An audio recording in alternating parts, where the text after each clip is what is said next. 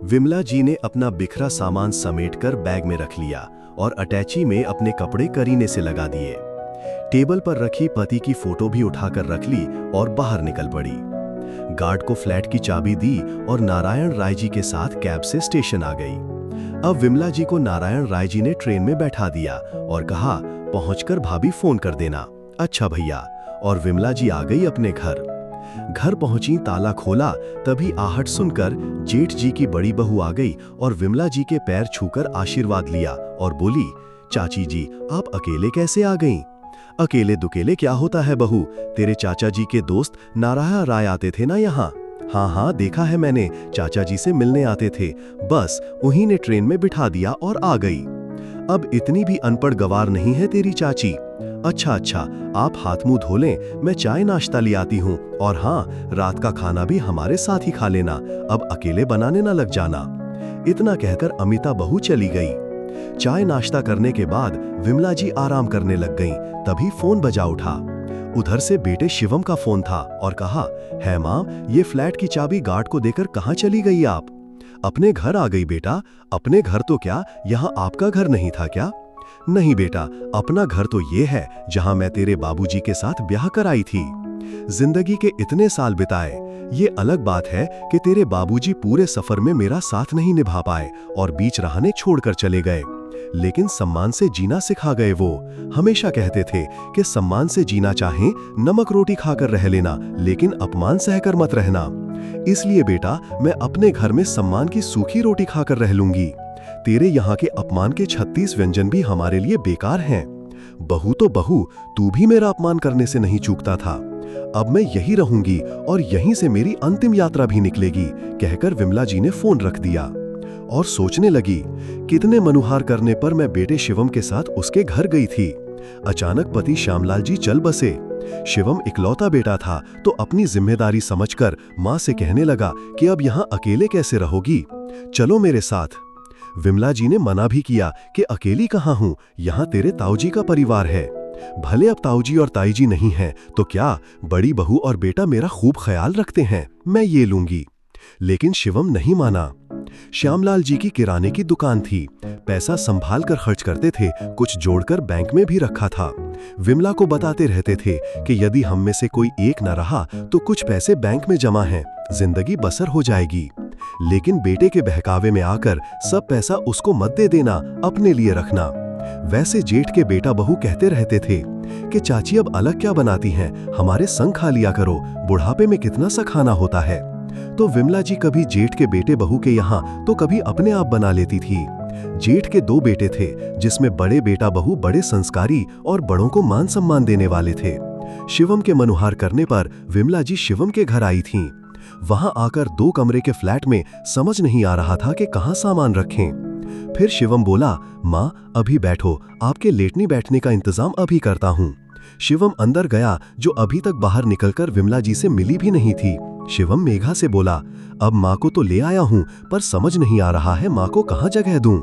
मेघा ने चिढ़कर कहा, अब पता है फ्लैट में जगह नहीं है तो क्यों लेकर आए, अब खुद ही व्यवस्था करो, मुझे मालूम नहीं है। शिवम ने बाहर बरामदे में शेड के किनारे एक गद्दा डाल दिया और माँ का सामान वहीं रख दिया जमीन पर। माँ तुम यहीं सो जाना, कहकर शिवम कमरे में चला गया। दूसरे दिन सुबह जब मेघा सोकर उठी तो देखा माँ जी अंदर सोफे पर सिकुड़ी हुई पड़ी थी। मेघा ने शिवम को आवाज लगाई, ये देखो तुम्हारी माँ सोफे पर सो रही है, सारा सोफा खराब हो जाएगा, सोफा कोई सोने की जगह है क्या? माँ सोफे पर क्यों हो रही हो? वो बेटा, वहां मच्छर बहुत लग रहे थे और बारिश भी आ गई थी तो छींटे पड़ रहे थे, कपड़े गीले हो रहे थे, इसलिए यहाँ आ गई थी। अच्छा माँ, मैं आपके लिए आज एक फोल्डिंग पलंग ले आऊंगा और मच्छर का भी कुछ इंतजाम कर दूंगा। विमला जी को उठे बहुत देर हो गई, लेकिन न अभी तक एक कप चाय ही मिली, न कुछ नाश्ता। मेघा और शिवम जल्दी जल्दी तैयार होकर अपना टिफिन लेकर ऑफिस को निकल गए। फिर खुद ही विमला जी ने एक कप चाय बनाई और कुछ बिस्किट लेकर बैठ गईं।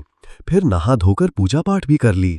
दोपहर हो गई, भूख लगने लगी, लेकिन खाने को कुछ नहीं था तो 2 पराठे सेके और अचार के साथ खा लिया। शाम को जब शिवम और मेघा ऑफिस से आए, अपने कमरे में घुस गए। विमला जी से 2 दिन से कोई बात नहीं हुई थी, मेघा और शिवम की। मेघा बोली, शिवम खाना बनाने का बिल्कुल मूड नहीं है, पिज्जा ऑर्डर करो। पिज्जा आया और दोनों खा पी कर सो गए। विमला जी से किसी ने पूछा भी नहीं। ऐसे ही चलता रहा। कभी शाम को खाना बनता तो 2 रोटी रखी रहती, कभी सब्जी है तो कभी नहीं है। वो दोनों कमरे में ही खा लेते, विमला जी से कोई पूछता ही नहीं था। ऐसे ही 1 हफ्ता बीत गया, एक दिन भी बेटा बहू से बात नहीं हुई। आज संडे था तो दोनों तैयार होकर बाहर जा रहे थे, तो विमला जी ने पूछ लिया, बेटा कहीं जा रहे हो क्या? हाँ माँ, आज छुट्टी है तो सारा दिन घूमने का प्लान है, मूवी देखेंगे, शॉपिंग करेंगे, फिर बाहर ही खाना खाकर फिर लौटेंगे। और मेरे खाने का क्या होगा? आप अपने लिए कुछ बना लेना और घर की साफ सफाई कर देना, मेघा बोली, और रसोई भी ठीक ठाक कर देना। बेटा 1 हफ्ता हो गया, एक दिन भी ढंग से खाना नहीं मिला। कभी 2 सूखी रोटी पड़ी है, न दाल है, न सब्जी है, न कुछ नाश्ता है। आप बना लो अपना, क्या किसी ने रोका है क्या? अब मैं अपने लिए अलग से कुछ बनाए? जो खाना बनता है मेघा बनाती है, उसी में थोड़ा मेरा भी बना लिया करें। अब मेघा को ऑफिस जाना होता है, माँ उसके पास इतना समय कहाँ है? हाँ बेटा, सही कह रहे हो, मेरे लिए 2 रोटी बनाने को कहाँ समय है? इस तरह बेटा बहू की बेरुखी देखकर विमला जी को बहुत दुख हुआ। इस तरह अपमान सहकर रहने से क्या फायदा? इससे तो अपना छोटा सा घर ही अच्छा था। भले ही अपने पेट से मैंने जेठ के बेटे को जन्म नहीं दिया था, लेकिन बेटा और बहू मेरा कितना ख्याल रखते थे। ज्यादा नहीं था, लेकिन सम्मान से 2 रोटी तो खा रहे थे। भले ही पति ने बहुत पैसे नहीं छोड़े थे, लेकिन जो था उससे गुजारा हो जाता। यहाँ आकर विमला जी अपने को बहुत अपमानित महसूस कर रही थी। लेटी थी अपने बिस्तर पर, तभी नारायण राय जी का फोन आया, जो श्याम राव जी के बड़े अच्छे मित्र थे। पूछने लगे, अरे भाभी जी आप कहाँ हैं? घर गया था मैं तो, पता लगा आप बेटे के पास आई हैं। हाँ भैया, अभी 20 दिन हुए हैं, यही आए हुए। शिवम ले आया था। अब तो मेरा दोस्त नहीं है, तो आपको अकेले ना रहकर बेटे के साथ ही रहना चाहिए, नारायण राय जी ने बोले। नारायण का बेटा भी दिल्ली में कहीं नौकरी करता था, तो वहां आना जाना होता रहता था, और शिवम भी दिल्ली में था।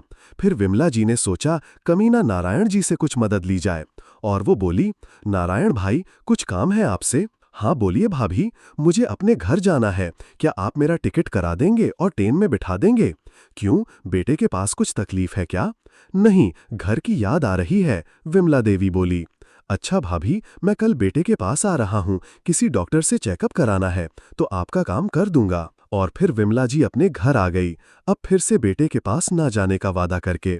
विमला जी के घर में 3 कमरे थे, तो एक कमरा बरामदा अपने पास रखकर 2 कमरे और रसोई किराए पर उठा दिया।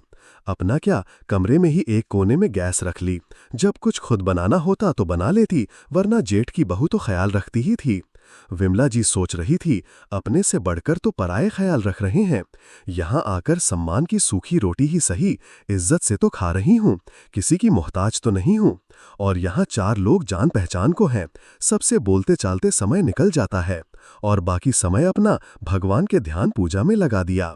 वहां बेटे के यहाँ बरामदे में लावारिस सी पड़ी थी, न बहू ने बेटा कभी हालचाल पूछते थे। दोस्तों, इंसान सब कुछ सह सकता है, लेकिन अपमान और तिरस्कार नहीं। सम्मान की तो नमक रोटी भी किसी पकवान से कम नहीं लगती। आपकी क्या राय है?